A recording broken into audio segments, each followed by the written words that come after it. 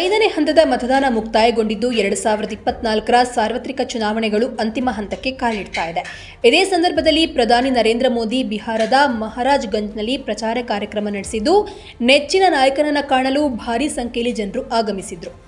ಇದರ ವಿಡಿಯೋವನ್ನು ಹಂಚಿಕೊಂಡಿರುವ ಮೋದಿ, ಬಿಹಾರದ ಬಿಜೆಪಿ ಎನ್ಡಿಎಗೆ ಇಲ್ಲಿನ ಕುಟುಂಬ ಸದಸ್ಯರಿಂದ ಅಭೂತಪೂರ್ವ ಆಶೀರ್ವಾದ ಸಿಗ್ತಾ ಇದೆ ಎಂಬುದನ್ನು ಮಹಾರಾಜ್ಗಂಜ್ನಲ್ಲಿ ನಡೆದಂತಹ ಭಾರೀ ಜನಸಮೂಹವೇ ಹೇಳ್ತಾ ಇದೆ ಅಂತ ಬರೆದಿದ್ದಾರೆ.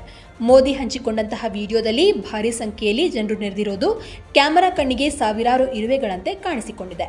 8 ರಾಜ್ಯಗಳು ಮತ್ತು ಕೇಂದ್ರಾಡಳಿತ ಪ್ರದೇಶಗಳು ಸೇರಿದಂತೆ 58 ಕ್ಷೇತ್ರಗಳಲ್ಲಿ ಮೇ 25ರಂದು 6ನೇ ಹಂತದ ಮತದಾನ ನಿಗದಿಯಾಗಿದೆ. ಇದಕ್ಕೂ ಮುನ್ನ ಪ್ರಧಾನಿ ಮೋದಿ ಮಾತೃಶಕ್ತಿ ಸಮ್ಮೇಳನಕ್ಕಾಗಿ ವಾರಣಾಸಿಗೆ ತೆರಳಿದ್ದಾರೆ.